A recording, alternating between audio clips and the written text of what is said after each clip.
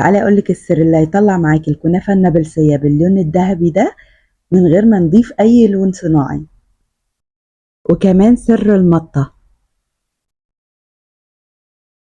اول حاجه نعملها الكنافه النابلسيه. فرمه الكنافه النابلسيه بتبقى مختلفه شويه عن الكنافات التانية، بتبقى زي ما انتم شايفين كده باودر، واحنا عملنا مع بعض قبل كده طريقه فرم الكنافه. فالنابلسيه هتفرميها زياده شويه لما توصليها للقوام ده. وبعد كده بضيف عليها السكر البودر. استخدمت معلقتين ونص ل3 معالق من السكر البودر على كميه 450 جرام من الكنافه، واقلبها مع بعض كويس بالشكل اللي انتم شايفينه ده. وبعد كده بضيف السمنه بتاعتي، يا تستخدمي سمنه او سمنه وزبده او سمنه وزيت سوري. بتضيفي كوبايه الا ربع من السمنه، وبقلبهم مع بعض كويس بالمعلقه او بايديكي لحد ما توصلي للقوام ده. وبعد كده بقى بجيب صينيه مقاس 30 وبضيف عليها معلقتين كبار من السمنه، يكونوا مليانين شويه زي ما انتم شايفين كده، والسمنه تكون ماسكه نفسها شويه. وده سر ان اللون البرتقاني اللي انا بقول لكم عليه، ان السمنه تبقى حجمها كويس من تحت عشان لما تيجي تقلبيها اللون يدي معاكي مظبوط. وبعد كده بوزع بقى كميه الكنافه بتاعتي بالشكل ده.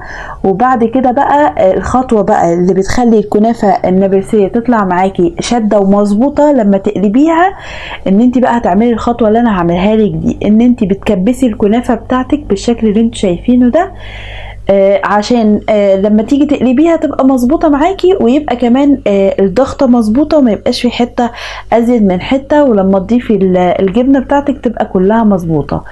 الكنافه النابلسيه مش بنعمل ليها حواف. وبعد كده زي ما انتم شايفين كده هي خلاص ظبطت معايا. بضيف الجبنه. استخدمت 200 جرام من الجبنه العكاوي اللي هي للحلويات. لو جبتي اللي هي المالحه تقدري ان انت تضيفي عليها ميه وتسيبيها فيها من مده من 4 ل5 ساعات، او ممكن تعمليها قبلها بيوم، بس يفضل اللي هي للحلويات. لو مش متوفره العكاوي خالص بقى تقدري تضيفي جبنه موتزاريلا. انا عملتها نص ونص، يعني 200 جرام موتزاريلا 200 جرام عكاوي. تقدري تضيفي بقى كلها موتزاريلا لو مش عندك العكاوي.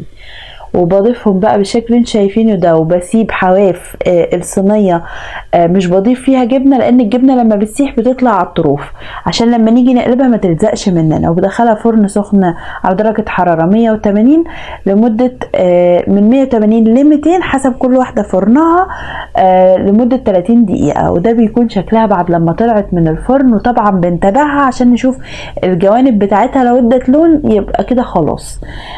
دلوقتي بقى اللحظة بتبقى المنتظرة، ان تشوفي يا صابت يا خابت. بس الحمد لله انا عندي الحمد لله صابت، واداني اللون بقى اللي هو البرتقاني اللي قلتلكوا عليه. زي ما بقول لكم بقى كده خبطت كده شيف براك في نفسي كده وانا بقلبها، وما شاء الله زي ما انتم شايفين اللون طلع برتقاني من غير بقى ما اضيف اضافات ولا اي حاجة. الشربات بتاع الكنافة النابلسية بيبقى خفيف شوية، مش خفيف قوي ولا تقيل قوي. بتبقى كوبايه ونص من السكر قصادها كوبايه ونص من الميه. وهكتب لكم مقادير كامله في صندوق الوصف عشان برضو ما تتلخبطوش.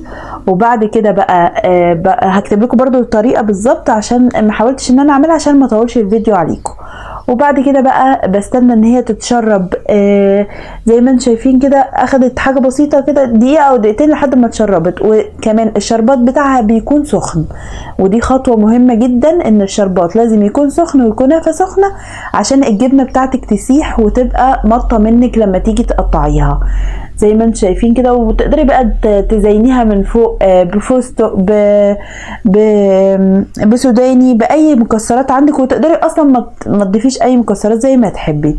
زي ما انتم شايفين ما شاء الله المطه تجنن. تقدري بقى تخليها مطتها اكتر من كده لو ضفتي موتزاريلا لوحدها.